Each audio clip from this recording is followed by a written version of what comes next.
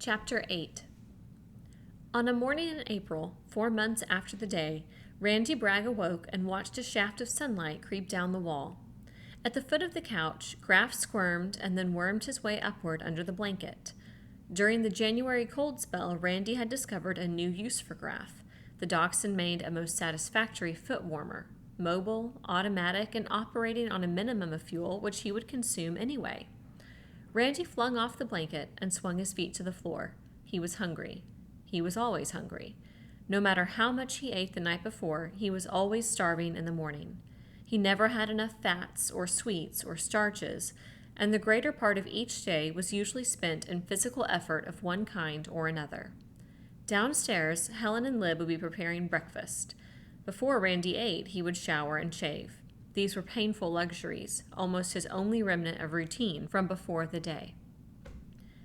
Randy walked to the bar counter and began to sharpen his razor. The razor was a 6-inch hunting knife. He honed its edges vigorously on a whetstone and then stropped it on a belt nailed to the wall. A clean, smooth, painless shave was one of the things he missed, but not what he missed most. He missed music. It had been a long time since he had heard music. The record player and his collection of LPs, of course, were useless without electricity. Music was no longer broadcast anywhere. Anyway, his second and last set of batteries for the transistor radio was losing strength. Very soon, they would have neither flashlights nor any means of receiving radio, except through the Admiral's shortwave. WSMF in San Marco was no longer operating. Something had happened to the diesel supplying the hospital and the radio station, and it was impossible to find spare parts. This was the word that had come from San Marco, 18 miles away. It had required 2 days for the word to reach Fort Repose. He missed cigarettes, but not so much. Dan Gunn still had a few pounds of tobacco, and he lent him a pipe. Randy found more pleasure in a pipe after each meal and one before bedtime than he had ever found in a whole carton of cigarettes. With tobacco so limited, each pipe was a luxury, relaxing and wonderful. He missed whiskey not at all. Since the day he had drunk hardly anything, nor found need for it. He no longer regarded whiskey as a drink. Whiskey was Dan Gunn's emergency anesthetic. Whiskey, and what was left of his supply, was for medicinal use and for trading. He missed his morning coffee the most. It had been, he calculated, 6 or 7 weeks since he had tasted coffee. Coffee was more precious than gasoline or even whiskey. Tobacco could be grown, and doubtless was being grown in a strip all the way from the northwest Florida to Kentucky, Maryland and Virginia and the rural areas still habitable. Whiskey you could make, given the proper equipment and ingredients, but coffee came from South America. Randy tested his knife on a bit of paper. It was as sharp as he could ever make it. He went into the bathroom and showered. The cold water no longer chilled him as it had through January and February. He was inured to it. Soap he used sparingly. The house reserve was down to 3 cakes. He dried and stepped on the scales. 152. This was exactly what he had weighed at 18 as a freshman at the university. Even after 3 months on the line in Korea, he had dropped only to 156. He had lost an average of a pound a week for the past 16 weeks, but now, he noted, his weight loss had slowed. He had held to 152 for the past 3 days. He was leaner and harder and, truthfully, felt better than before the day. There was a knock on the living room door. That would be Peyton. He slipped on his shorts and said, "Come in." Peyton came in, carefully balancing the tiny pot of steaming water allotted for his morning shave. She set the pot before him on the counter as if it were a crystal bowl filled with flowers. "There," she said. "Can I watch you shave this morning, Randy?" The sight of Peyton enriched Randy's mornings. She was brash and buoyant, bobbing like a brightly colored cork in the maelstrom, unsinkable and unafraid. "Why do you like to watch me shave?" he asked. "Because you make such funny faces in the mirror. You should see yourself." "I do." "No, you don't really see yourself. All you watch is the knife, as if you're afraid of cutting your throat." Dan Gunn came out of the bedroom, dressed in Levi's and a blue check sports shirt. Until the day, Dan had used an electric razor. Now, rather than learn to shave with a knife or whatever was available, he did not shave at all. His beard had bloomed thick and flaming red. He looked like a Klondike sourdough or Paul Bunyan transplanted to the tropics. On the rare days when his beard was freshly trimmed and he dressed formally in white shirt and a tie, he looked like a physician, outsized 1890 model. "You can't watch today," Randy told the child. "I want to talk to Dr. Gunn." He poured his hot water into the basin and returned the pot to Peyton. Peyton smiled at Dan and left. Randy soaped and soaked his face. "Did you know that Einstein never used shaving soap?" he said. "Einstein just used plain soap like this. Einstein was a smart man, and what was good enough for Einstein is good enough for me." He scraped at his beard, winced, and said Einstein must have had an awfully sharp razor. Einstein must have used a fresh blade every morning. I'll bet Einstein never shaved with a hunting knife. Dan said, "I had an awful dream last night. Dreamed I'd forgotten to pay my income tax and was behind in my alimony, and the Treasury agents and a couple of deputy sheriffs were chasing me around the courthouse with shotguns. They finally cornered me. They were arguing about whether to send me to the federal pen or state prison. I tried to sneak out. I think they shot me. Anyway, I woke up shaking. All I could think of was that I really hadn't paid my income tax or alimony either." "What day is it anyway?" "I don't know what day it is, but I know the date. April 14th. Dan smiled through the red beard. "My subconscious must be a watchdog. Income tax day tomorrow. And we don't have to file a return, Randy. No tax, no alimony. Let us count our blessings. Never thought I'd see the day." "No coffee," Randy said. "I would gladly pay my tax tomorrow for a pound of coffee. Dan, if you drive to town today, I want to go with you. I want to trade for coffee."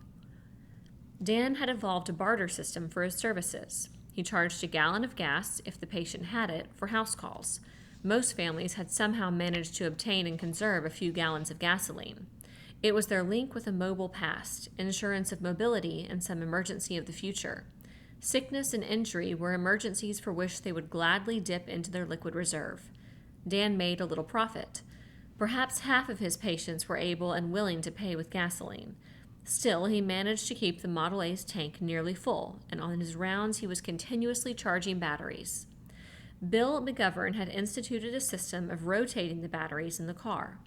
In turn, the charged batteries powered Admiral Hazard's shortwave receiver.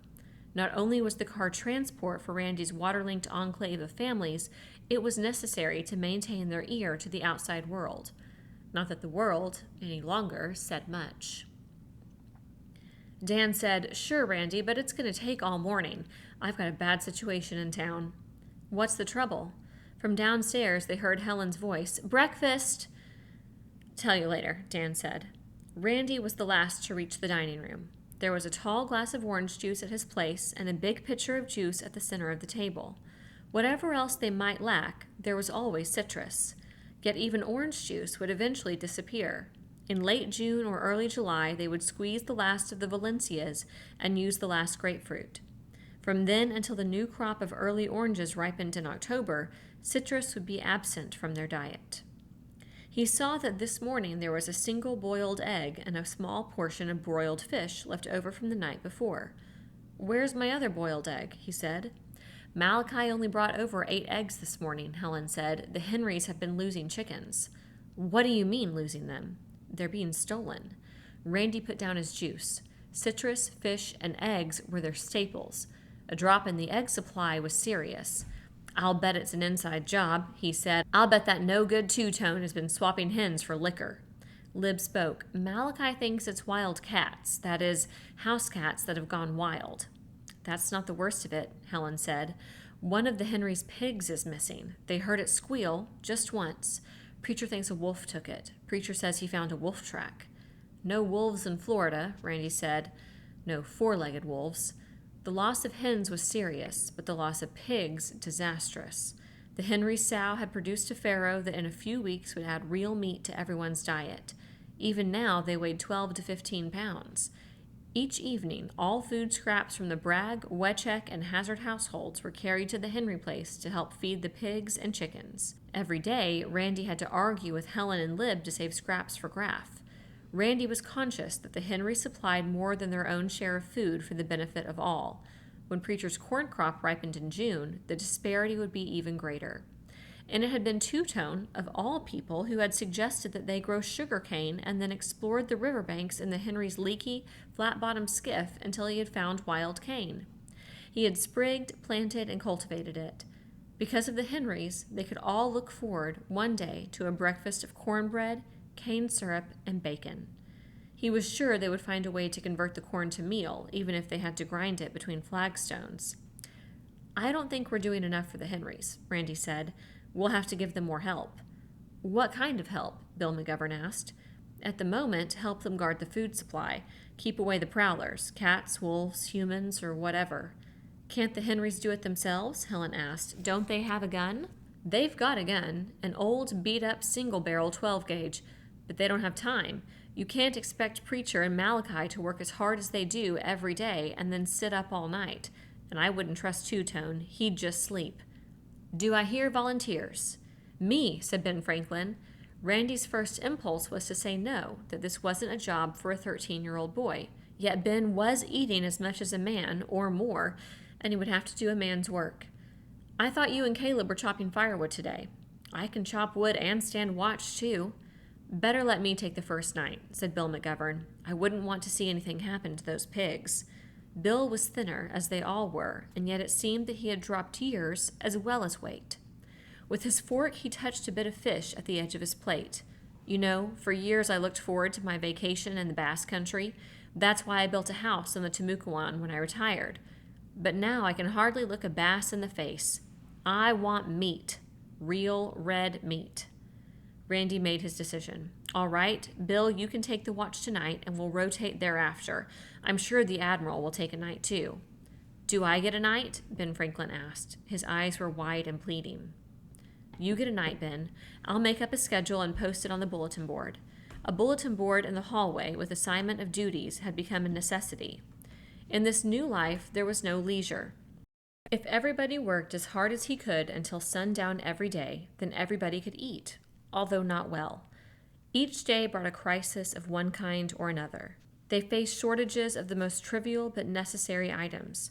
Who would have had the foresight to buy a supply of needles and thread? Florence Wetchek owned a beautiful new sewing machine, electric, and of course useless. Florence, Helen, and Hannah Henry did the sewing for Randy's community. Yesterday, Florence had broken a needle and had come to Randy close to tears as if it were a major disaster, as indeed it was. And everybody had unthinkably squandered matches, so that now there were no matches. He still had 5 lighter flints and 1 small can of lighter fluid. Luckily, his old army lighter would burn gasoline, but flints were priceless and impossible to find. Within a few months, it might be necessary to keep the dining room fire going day and night in spite of unwelcome heat and added labor. Nor would their supply of wood last forever. They would have to scout farther and farther afield for usable timber. Hauling it would become a major problem. When Dan could no longer collect his gasoline fees and the tank in the Model A finally ran dry, their life was bound to change drastically, and for the worse. Staring down at his plate, he thought of all of this. Lib said, "Randy, finish your fish, and you'd better drink another glass of orange juice. You'll be hungry before lunch if Helen and I can put a lunch together." "I hate orange juice," Randy said, and poured himself another glass. Dan drove. Randy sat beside him. It was warm, and Randy was comfortable in shorts, boat shoes, and a pullover shirt. He carried his pistol holstered at his hip. The pistol had become a weightless part of him now. He had dry-fired it 1,000 times until it felt good in his hand, and even used it to kill a rattlesnake in the grove and 2 moccasins on the dock. Shooting snakes was a waste of ammunition, but he was now confident of the pistol's accuracy and the steadiness of his hand. In Randy's lap, encased in a paper bag, was a bottle of scotch he hoped to trade for coffee. They smoked their morning pipes. Randy said, "Dan, what's this bad situation in town?" "I haven't said anything about it," Dan said, "because I can't get to the bottom of it and I don't want to frighten anybody. I've got 3 cases of serious radiation poisoning." "Oh, God," Randy said, not as an exclamation, but a prayer. This was the sword that had been hanging over all of them. If a man kept busy enough, if his troubles and problems were immediate and numerous, if he was always hungry, then he could for a time wall off this thing, forget for a time that he lived in what had officially been designated a contaminated zone. He could forget the insidious, the invisible, the implacable enemy, but not forever. "This is very strange," Dan said. "I can't believe it's caused by delayed fallout. If it were, I'd have 300 cases, not 3. This is more like radium or X-ray burn. All of them have burned hands in addition to the usual symptoms: nausea, headache, diarrhea, hair falling out." "When did it start?" Randy asked.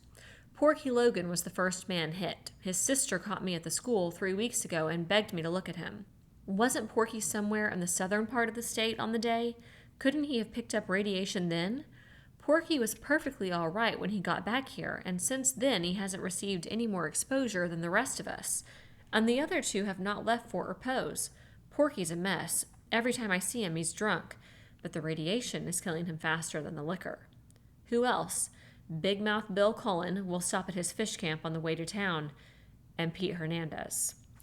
"It couldn't be a sort of an epidemic, could it?" Randy asked. "No, it couldn't. Radiation's not a germ or a virus. You can eat it or drink radioactive matter, like strontium-90 in milk. It can fall on you in rain. It can sift down on you in dust or in particles you can't see on a day that seems perfectly clear. You can track it into the house on your shoes or pick it up by handling any metal or inorganic matter that has been exposed, but you can't catch it by kissing a girl, unless, of course, she has gold teeth." At the bend of River Road, they caught up with Alice Cooksey riding Florence's Western Union bicycle. Alone of all the people in Fort Repose, Alice continued with her regular work. Every morning she left the Wedgeheck house at 7, often ignoring the unpredictable dangers of the road. She didn't return until dark. Since the day, the demand for her services had multiplied. They slowed when they overtook her and shouted a greeting and waved. She waved back and pedaled on, a small, brave, and busy figure. Watching the car chuff past, Alice reminded herself that this evening she must bring back new books for Ben Franklin and Peyton. It was a surprise and a delight to see children devour books. Without ever knowing it, they were receiving an education. Alice would never admit it aloud, but for the first time in her 30 years as librarian of Fort Repose, she felt fulfilled, even important. It had not been easy or remunerative to persist as librarian in Fort Repose. She recalled how every year for 8 years the town council had turned down her annual request for air conditioning. An expensive frill, they'd said, but without air conditioning, how could a library compete? Drugstores, bars, restaurants, movies, the St. John's Country Club in San Marco, the lobby of the Riverside Inn, theaters, and most homes were air-conditioned. You couldn't expect people to sit in a hot library during the humid Florida summer, which began in April and didn't end until October, when they could be sitting in an air-conditioned living room, coolly and painlessly absorbing visual pablum on the television. Alice had installed a Coke machine and begged old electric fans, but had been a losing battle. In 30 years, her book budget had been raised 10%, but the cost of books had doubled. Her magazine budget was unchanged, but the cost of magazines had tripled. So while Fort Repose grew in population, book borrowings dwindled. There had been so many new distractions: drive-in theaters, dashing off to springs and beaches over the weekends, the mass hypnosis of the young every evening, and finally the craze for boating and water skiing. Now all this was ended. All entertainment, all amusements, all escapes, all information again centered in the library. The fact that the library had no air conditioning made no difference now. There were not enough chairs to accommodate her readers. They sat on the front steps, in the windows, on the floor with backs against walls or stacks. They read everything, even the classics. And the children came to her when they were free of their chores, and she guided them. And there was useful research to do. Randy and Dr. Gunn didn't know it, but as a result of her research, they might eat better thereafter. It was strange, she thought, pedaling steadily, that it should require a holocaust to make her own life worth living. At the town limits, Dan Gunn turned into Bill Cullen's fish camp, cafe, and bar. The grounds were more dilapidated and filthier than ever. The liquor shelves were bare. The counters in the boathouse tackle shop were empty. Not a plug, fly, or hook remained. Big Mouth Bill had been cleaned out months before. His wife, straw-haired and barrel-shaped, stepped out of the living quarters. Randy sniffed. She didn't smell of spiked wine this day. She simply smelled sour. Alone, of all the people he had seen, she had gained weight since the day. Randy guessed that she had cached sacks of grits and had been living on grits and fried fish. She said, "He's in there, Doc." Dan didn't go in immediately. "Does he seem any better?" he asked. "He's worse. His hands is leaking pus." "How do you feel? You haven't had any of his symptoms, have you?" "Me? I don't feel no different. I felt worse." She giggled, showing her rotting teeth. "You ever had a hangover, Doc? That's when I felt worse. Right now, I wish I felt worse so I could take a drink and feel better. You get it, Doc?" She came closer to Dan and lowered her voice. "He ain't gonna die, is he?" "I don't know." "The old tightwad better not die on me now. He's not leaving me nothing, Doc. He don't even own this place free and clear. He ain't never made no will. He's holding out on me, Doc, I can tell. He had 6 cases stashed away after the day. Claims he sold all 6 to Porky Logan, but he don't show me no money. You know what, Doc? I think he's got that 6 cases hid." Dan brushed past her, and they entered the shack. Bill Cullen lay on a sagging iron bed, a stained sheet pulled up to his bare waist. In the bad light filtering through the Venetian shade over the single window, he was at first unrecognizable to Randy. He was wasted, his eyes sunken, his eyeballs yellow. Tufts of hair were gone from one side of his head, exposing reddish scalp. His hands, resting across his stomach, were swollen, blackened, and cracked. He croaked, "Hello, Doc." When he saw Randy, he said, "I'll be damned. Randy." The stench was too much for Randy. He gagged, said, "Hello, Bill," and backed out. He leaned over the dock railing, coughing and choking until he could breathe deeply of the sweet wind from the river. When Dan came out, they walked silently to the car together. All Dan said was, "She was right. He's worse. I'll swear he's had a fresh dose of radiation since I saw him last." They drove on to Marines Park. The park had become the barter center of Fort Repose. Dan said, "Do you want to go on with me to the schoolhouse?" "No, thanks," Randy said. He was glad he wasn't a doctor. A doctor required special courage that Randy felt he did not possess. "I'll pick you up here in an hour, then I'll see Hernandez and Logan, and then home." "Okay." Randy got out of the car. "Don't swap for less than £2. Scotch is darn near as scarce as coffee." "I'll make the best deal I can," Randy promised. Dan drove off. Randy tucked the bottle under his arm and walked toward the bandstand, an octagon-shaped wooden structure, its platform elevated 3 feet above what had once been turf as smooth as a golf green, now unkempt, infiltrated with weeds and booby-trapped with sand spurs. A dozen men, legs dangling, sat on the platform and steps. Others moved about, the alert, humorless smile of the trader on their faces.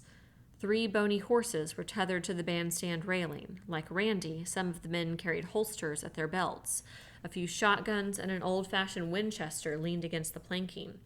The armed men had come in from the countryside, a risk. A third of the traders in Marines Park on this day were Negroes. The economics of disaster placed penalty upon prejudice. The laws of hunger and survival could not be evaded and honored no color line.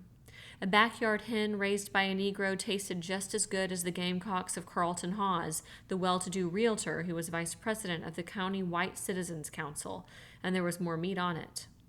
Randy saw Hawes, a brace of chickens dangling from his belt, drink water, presumably boiled, from a Negro's jug. There were 2 drinking fountains in Marines Park, one marked white only, the other colored only. Since neither worked, the signs were meaningless. Hawes saw Randy, wiped his mouth, and called, "Hey, Randy."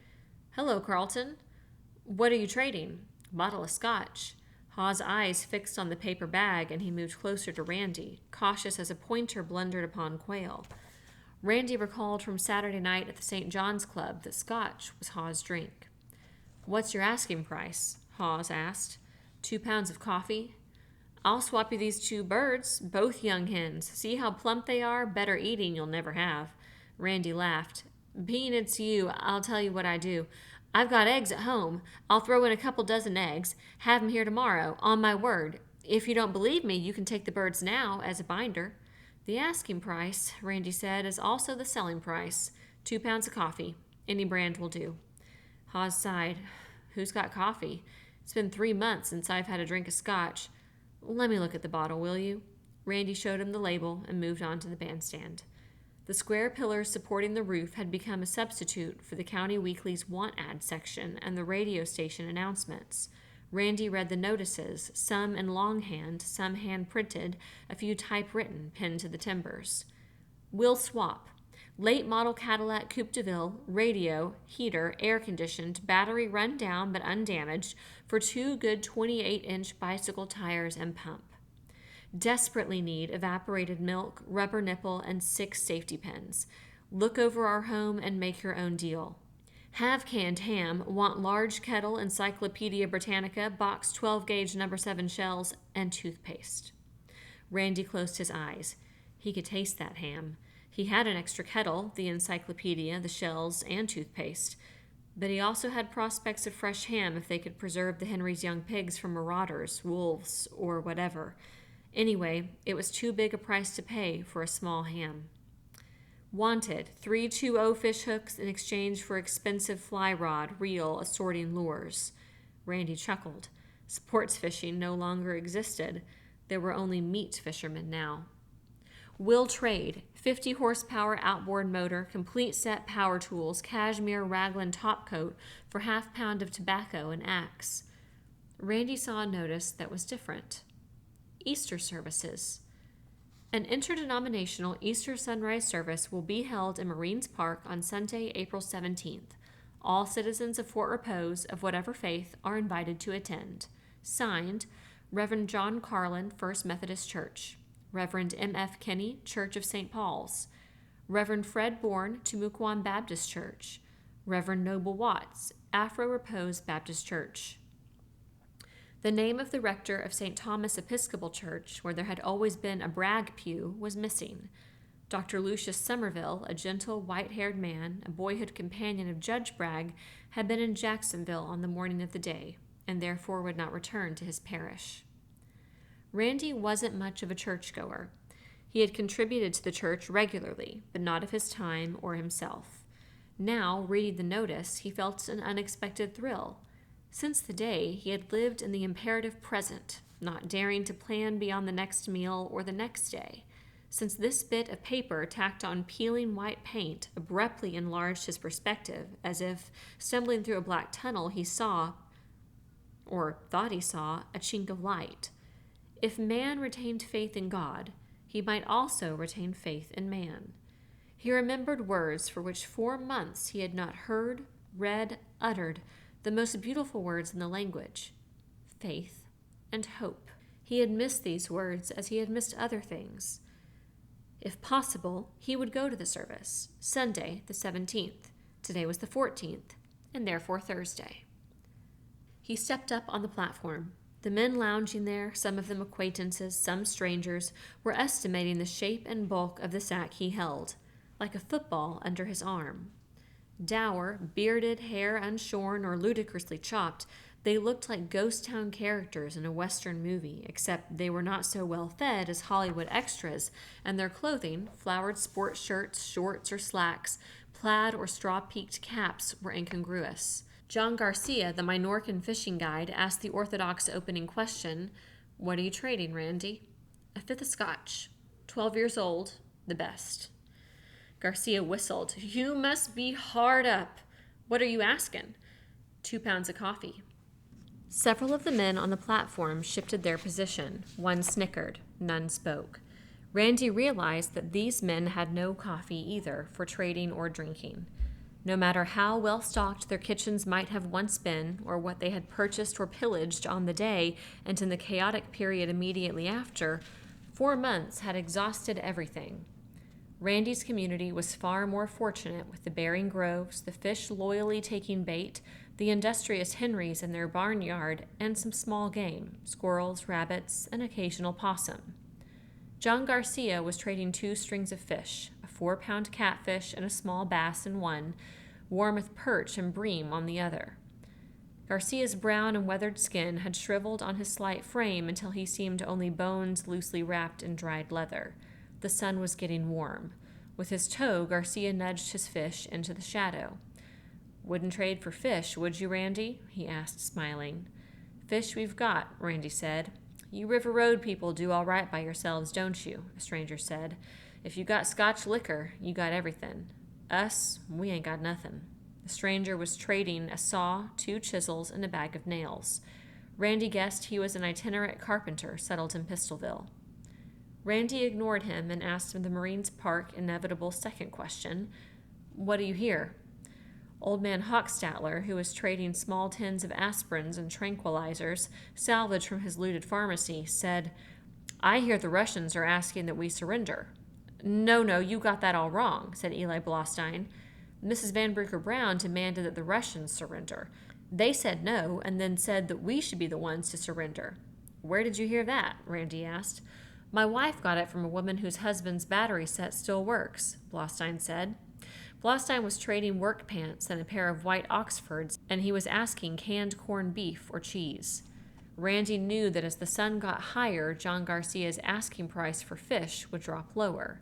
At the same time, Blostein's hunger would grow, or he would be thinking of his protein-starved family.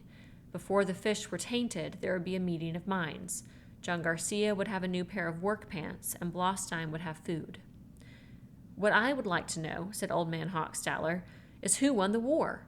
Nobody ever tells you. This war I don't understand at all. It isn't like World Wars I or II or any other wars I have ever heard of. Sometimes I think the Russians must have won, otherwise things would be getting back to normal. Then I think, no, we won. If we hadn't won, the Russians would still be bombing us, or they would invade. But since the day, I've never seen any planes at all." "I have," said Garcia. "I've seen 'em way up while I was fishing." "I've seen 'em while I was fishing for cats at night." "No, that ain't exactly right. I've heard 'em. I heard one 2 nights ago."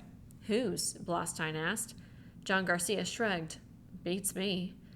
This discussion, Randy knew, would continue through the day. The question of who won the war, or if the war still continued, who was winning, had replaced the weather as an inexhaustible subject for speculation. Each day you could hear new rumors, usually baseless and always garbled. You could hear that the Russian landing craft were lined up on Daytona Beach, or that Martian saucers were unloading relief supplies in Pensacola. Randy believed nothing except what he himself heard or saw, or those sparse, hard grains of facts sifted from the airwaves by Sam Hazard.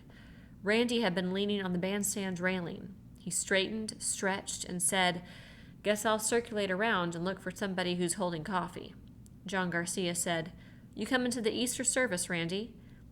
"Hope so. Hope to come and bring the family." As he stepped from the bandstand, he looked again at the 2 useless drinking fountains. There was something important about them that he could not recall. This was irritating, as when the name of an old friend capriciously vanishes from memory.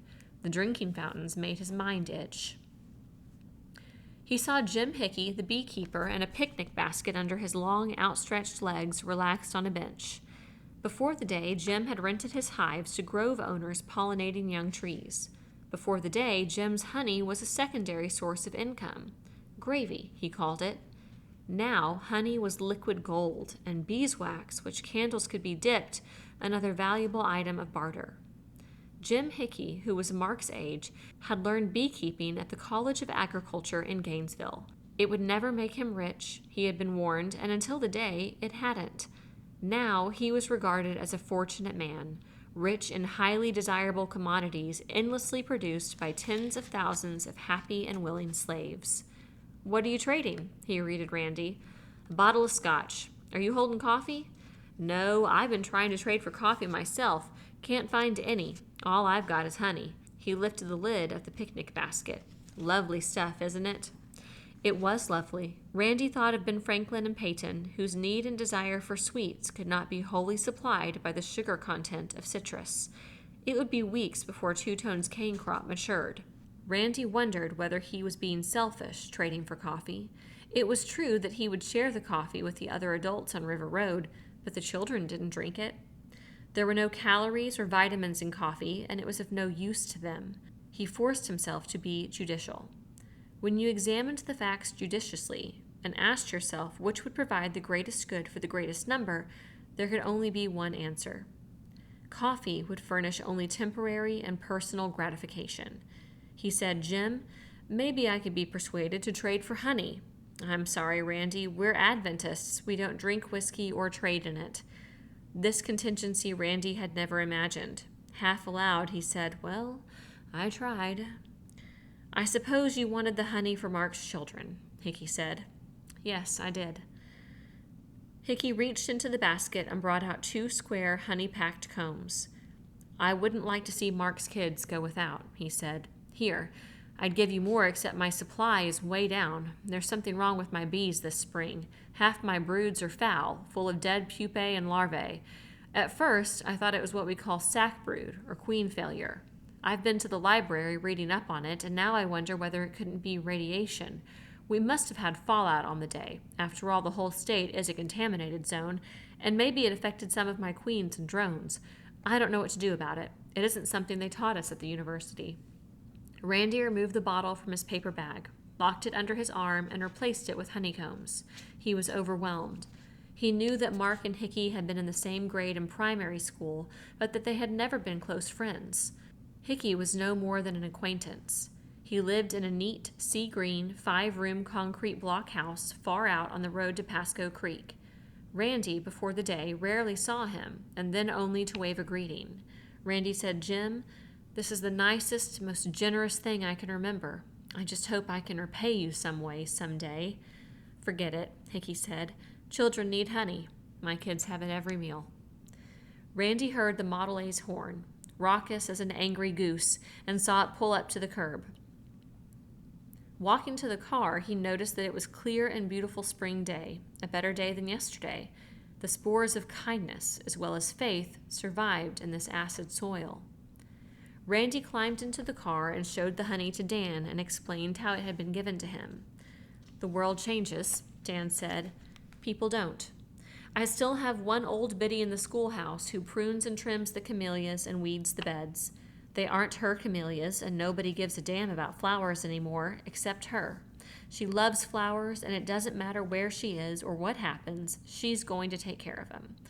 The same old lady, Mrs. Scatterborough, she's been spending her winters at the Riverside Inn for years. She picks up the telephone in the principal's office every morning and dials Western Union. She thinks that one day the phone will be working just fine and that she'll get off a telegram to her daughter. She's certain of it. Her daughter lives in Indiana." "I don't understand how those old people stay alive," Randy said. He knew that Dan brought them oranges by the bushel, and Randy sent them fish whenever there was a surplus catch. Most of them didn't. Death can be merciful, especially for the old and sick. I was about to say old, sick, and broke, but it doesn't matter anymore whether you're broke. Only 5 alive out of the Riverside Inn now. Maybe 3 will get through the summer. I don't think any will get through the next winter. Driving north on Yulee, the business district, while deserted, seemed no more battered than it had the month before, or the month before that. A few optimistic shopkeepers had prudently boarded windows, split by the blast on the day or broken by looters afterwards against water and wind. On the 2 principal business blocks, glass had been swept from the sidewalks. Abandoned cars, stripped of wheels, batteries, radios, and spark plugs, rusted in gutters like the unburied carcasses of giant beetles. They turned off Yulee into Augustine Road, with its broken macadam and respectable but decaying residences. They bounced along for a block, and then Randy smelled Pistolville. Another block, and they were in it. There had been no garbage collection since the day. In Pistolville, each hut or house squatted in a mound of its own excretion. Crushed crates and cartons, rusting tin cans, broken bottles, rotting piles of citrus rusks and pecan shells, the bones of fowl, fish, and small animals. A tallow-faced 6-year-old girl clad in a man's cast-off, riddled t-shirt crouched on the curb, emptying her bowels in the dust. She cried out shrilly and waved as the Model A bounced past. A bearded, long-haired man burst out of a doorway and jogged down the street on bandy legs, peeling and eating a banana, turning his head as if he expected to be followed. At the corner, a scrawny boy of 18 urinated against a lamppost, not bothering to raise his eyes at the sound of the car. Buzzards, grown arrogant, roosted in the oaks and foraged in the refuse. Of mongrel dogs, cats, party-hued pigs, chickens, and pigeons, all normal impediments to navigation on the streets of Pistolville, no trace remained. Once before in his life, in Suwon, immediately after its recapture and before the military government people had begun to clean up, Randy had seen degradation as this. But this was America. It was his town, settled by his forebears. He said, "We've got to do something about this." "Yes?" Dan said. "What?" "I don't know. Something." "Torches and gasoline," Dan said, "except there isn't enough gasoline. Anyway, these poor devils are as well off in their own houses as they would be in the woods or in caves. No better off, mind you, but they have shelter." "In 4 months," Randy said, "we've regressed 4,000 years. Maybe more. 4,000 years ago, the Egyptians and Chinese were more civilized than Pistolville is right now. Not only Pistolville, think what must be going on in those parts of the country where they don't even have fruit and pecans and catfish." As they approached the end of Augustine Road, the houses were newer and larger, constructed of concrete block or brick instead of pitch-sweating pine and clapboard. Between these houses, grass grew shin-high, fighting the exultant weeds for sunlight and root space. There was less filth, or at least it was concealed by greenery, and the smell was bearable. In this airier atmosphere lived the upper crust of Pistolville, including Pete and Rita Hernandez and Timucuan County's representative in the state legislature, Porky Logan. "How long has it been since you've seen Rita?" Dan asked. "Not since before the day, quite a while before." "Does Lib know about her?" "She knows all about it. She says Rita doesn't bother her because Rita is a part of the past, like Mayoshi's in Tokyo. You know who worries Lib? Helen. Imagine that." They were at the Hernandez house. Dan stopped the car. He said, "I can imagine it. Lib is an extremely sensitive, perceptive woman. About some things, she has more sense than you have, Randy. And all the rules are off now." Randy wasn't listening. Rita had stepped off the doorway. In Hawaii, Randy had seen girls of mixed Caucasian, Polynesian, and Chinese blood, hips moving as if to the pulse of island rhythm, even when only crossing the street, who reminded him of Rita. She was not like a girl of Fort Repose. She was a child of the Mediterranean and Caribbean, seeming alien and yet certainly American. Her ancestors included a Spanish soldier whose caravel beached in Matanzas Inlet before the Pilgrims found their rock, and Carib Indian women, and the Minorcans who spread inland from New Smyrna in the 18th century. She had not gone to college, but she was intelligent and quick. She had an annulled high school marriage and an abortion behind her. She no longer made such foolish errors. Her hobby was men. She sampled and enjoyed men as other women collected and enjoyed African violets, Limoges teacups, or sterling souvenir teaspoons. She was a professional in her avocation, never letting a man go without some profit, not necessarily material, and never trading one man for another unless she thought she was bettering her collection. Under any circumstances, Rita was an arresting woman. Her hair was cut in straight bangs to form an ebony frame for her features, carved like a Malayan mask in antique ivory. She could look and behave like an Egyptian queen of the 18th dynasty or a Creole whore out of New Orleans. On this morning, she wore aquamarine shorts and a halter. Cradled easily under her right arm was a light repeating shotgun. She was smoking a cigarette, and even from the road, Randy could see that it was a real, manufactured filter tip and not a stubby, homemade, hand-rolled with toilet paper. She called, "Hello, Dr. Gunn, come on in." Then she recognized the passenger and yelled, "Hey, Randy!" Dan put the car keys in his pocket and said, "Better bring the whiskey and honey, Randy. I never leave stuff in the car when I make a call in Pistolville." As he walked to the house, Randy noticed the Atlas grocery truck and a big new sedan in the Hernandez carport and a Jaguar XK150 sports car in the driveway.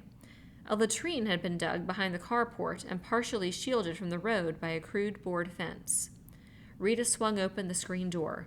"You'll pardon the artillery," she said. "The goons down the street are envious. When I hear a car or anything, I grab my gun. They killed my dog. She was a black poodle, Randy. Her name was Poupée Vivante. That means living doll in French. Cracked her skull with an axe handle while Pete was lying sick and I was off fetching water. I found the axe handle, but not the body. The goddamn cracker scum. Ate her, I guess." Randy thought how he would feel if someone killed and ate Graff. He was revolted. And yet it was a matter of manners and mores. In China, men for centuries had been eating dogs stuffed with rice. It happened in other meat-starved Asian countries. The army had put him through a survival course once and taught him that in an emergency he could safely eat pulpy white grubs from under bark.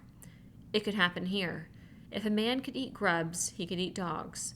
Pistolville was meat-starved, and as Dan had said, the rules were off. All Randy said was, "I'm sorry, Rita." Randy walked through the door and stopped, astonished.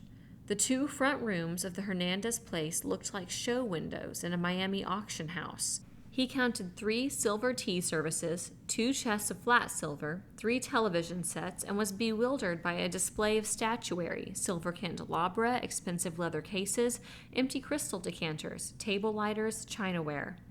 Gold-framed oils and watercolors, some fairly good, plastered one wall. Table clocks and wall clocks raised their hands and swore to different times. "Great God," Randy said, "have you people gone into the junk business?" Rita laughed. "It's not junk, it's my investment." Dan said, "How's Pete, Rita?" "I think he's a little better. He's not losing any more hair, but he's still weak." Dan was carrying his black bag. It held little except instruments now. He said, "I'll go back and see him." Dan walked down the hall, and Randy was alone with her. She offered him a cigarette. Her perfume opened the gates of memory. The movies in Orlando, the dinners and dancing at the hotel in Winter Park, the isolated motel south of Canaveral, the morning they found the secluded pocket behind the dunes and were buzzed by a light plane, and how the pilot almost side-slipped into the sea, banking around for a second look, and most of all, his apartment. It seemed so long ago, as if it had happened while he was in college, before Korea, but it was not so long, a year only. He said, "Thanks, Rita. First real cigarette I've had in a long, long time. You must be getting along all right." She looked at the bottle. "You didn't bring me a present, did you, Randy?" The corners of her mouth quivered, but she did not quite smile. He remembered the evenings he had come to this house, a bottle beside him on the seat, and they had gone tooting off together, and the evenings he had brought bottles and gift packages, discreet gratuities for her brother, and the nights in the apartment, sharing a decanter drink for drink, because she loved her liquor. He realized that this is what she intended, he remembered. She was an expert at making him feel uncomfortable. He said, "No, Rita, trade goods. I've been in Marines Park trying to trade for coffee." "Don't your new women like scotch, Randy? I hear you've got 2 women in your house now. Which one are you sleeping with, Randy?" Suddenly she was a stranger, and he looked upon her as such. Examined thus, with detachment, she looked ridiculous, wearing high heels and costume jewelry, with shorts and halter at this hour of the morning and in the time of troubles. Her darkling ivory skin, once so satiny, appeared dry and mottled. Her hair was dull, and the luster in her eyes reflected only spiteful anger. She looked used and tired. He said calmly, "You can take your claws out now. I don't feel them. My skin's tougher." She licked her lips. They were puffed and brown. "You're tougher. You're not the same Randy. I guess you're growing up." He changed the subject. "Where did you get all this stuff?" He looked around the room. "Trading. I never see you in Marines Park. We don't go there. They come to us. They know we still hold food, even coffee." He knew she wanted the bottle. He knew she would trade coffee, but he would never again trade with her for anything. He said, "You said this was your investment. Do you think 3 television sets is a good investment when there isn't any electricity?" "I'm looking ahead, Randy. This war isn't going to last forever, and when it's over, I'm going to have everything I never had before, and plenty besides, maybe to sell. I was only a kid after the last big war, but I remember how my dad had to pay through the nose for an old jalopy. Do you know what that jag cost me?" She laughed. "A case of beans, 3 bottles of ketchup, and 6 cans of deviled ham. For a jag. Say, as soon as things get back to normal, those 3 TV sets will be worth their weight in gold. Do you really think things are going to get back to normal?" "Sure, they always have, haven't they? It may be a year or even 2. I can wait. You look at those big new houses out on River Road. What built half of them? Wars. Profits out of wars. This time, I'm going to get mine." He saw that she believed it, and it was pointless to argue with her. Still, he was intrigued. "Don't you realize that this war is different?" She held out her left hand so that the sunlight glinted on the ring on her second finger. It certainly is different. Look at this. He looked at the big stone and into it, and 1,000 blue and red lights attested to its worth and purity. It wasn't costume jewelry, as he had surmised. It wasn't glass surrounded by green paste. It was a diamond, set in emeralds. "Where did you get it?" he asked, awed, and then he looked at her crescent and her ear clips and saw that they, too, beyond a doubt, were diamonds. Rita held out the ring, turning her wrist. She did not answer at once. She was enjoying their reaction. 6 carats, she said. Perfect. She slipped it from her finger and handed it to Randy. He took it automatically, but he wasn't looking at it. He was looking at her finger. Her finger was marred by a dark, almost black circle, as if the ring were tarnished brass or its inside sooty, but the ring was clean, bright white gold. Dan came into the room, pawing in his bag and frowning. "I don't exactly," he began, looking at Randy's face, and failed to finish the sentence. Frowning, Rita inspected the dark band. "It itches," she said, and scratched. A bit of blackened skin flaked away, leaving raw flesh beneath. "I asked you where you got this, Rita," Randy said, a command. Before she opened her mouth, he guessed the answer. She said, "Porky Logan." The ring dropped to the floor, bounced, tinkled, and came to rest at the corner of a blue silk Chinese rug. "Say, what's the matter?" she said. "You act like it was hot." "I think it is hot," Randy said. "Well, if you think Porky stole it, you're wrong. It was abandoned property. Anybody would take it." Dan took her hand and adjusted his bifocal so he could examine her finger closely. He spoke, his voice deep and forcing calm. "Hold still, Rita. I just want to see that finger. I think what Randy meant was that the ring has been exposed to radioactivity and it is now radioactive itself. I'm afraid he's right. This looks like a burn, a radium burn. How long have you been wearing that ring?" "Off and on for a month, I guess. I never wear it outside, only in the house." She hesitated. "But this last week, I've had it on all the time. I never noticed." They looked down at it, its facets blinking at them from the soft blue silk as if it were in a display window. It looked beautiful. "Where did Porky get it, Rita?" Dan asked. "Well, I only know what he told me. He was fishing in the Keys on the day, and of course he started right back. He's smart, Porky is. He made a big detour around Miami. Well, he was passing through Hollywood or Boca Raton or one of those Gold Coast places, and it was empty, and right off the main drag he saw one of those swanky little jewelry shops, a branch of some Fifth Avenue store, and its windows were blown out. He said stuff was lying all over, rings and pins and watches and bracelets, like popcorn out of a busted bag. So he gathered it up. Then he dumped the hooks and plugs and junk out of his fish box and went inside and filled it up.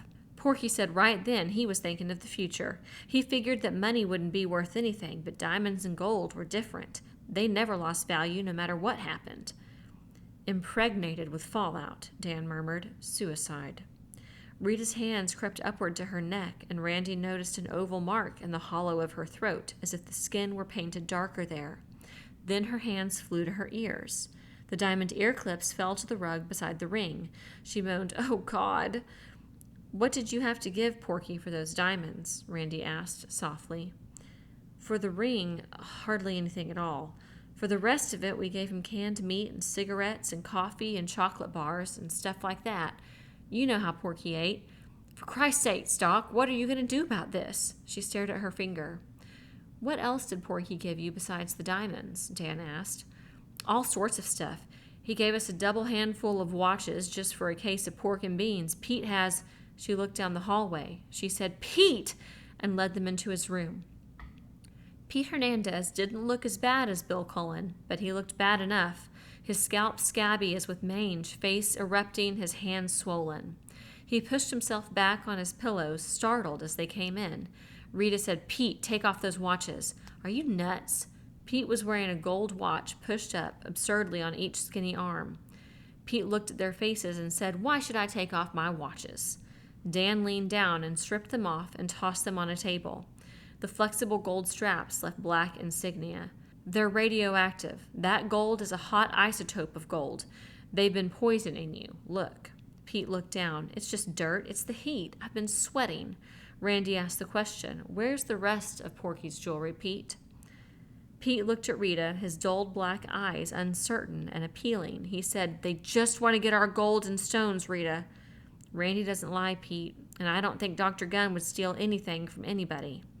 Pete curled his arm to reach under his pillow. Dan said, Oh, good Lord, pitying him. From under the pillow, Pete brought out a plastic toilet kit. Open it, Dan said. Pete unzipped it. It was packed full, watch bands twisting and curling like golden snakes. Is that all? Dan asked. No, these are just the watches, Rita said. Pete's been amusing himself, admiring them and winding them every day. There's more stuff in my room, a couple of necklaces and a ruby and diamond brooch and, well, all sorts of junk. Pete, Dan said, throw that kit in the corner there. Rita, don't touch anything you may have in your bedroom. There's no point in you absorbing even another fraction of a Rentgen. We've got to figure out a way to get the stuff out of here and get rid of it without damaging ourselves. We'll be back. Rita followed them to the door, whimpering. She snatched at Dan's sleeve. What's going to happen? Am I going to die? Is my hair going to fall out? You haven't absorbed nearly as much radiation as your brother, Dan said. I don't know exactly what's going to happen because radiation sickness is so tricky. What about Pete? What'll I do if Pete... I'm afraid, Dan said, that Pete is slipping into leukemia. Blood cancer? Yes, I'm afraid you'd better prepare yourself. Rita's hand fell from Dan's arm. Randy watched her diminish, all allure, all bravado fading away, leaving her smaller and like a child. He said quietly, Rita, you'd better keep this here. You'll need it. He gave her the bottle of scotch.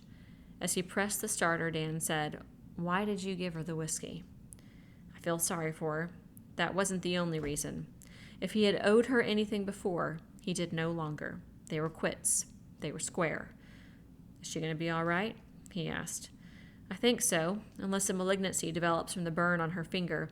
Improbable, but possible. Yes, she should be all right as far as radiation goes. The dose she absorbed was localized, but after her brother dies, she'll be alone. Then she won't be all right.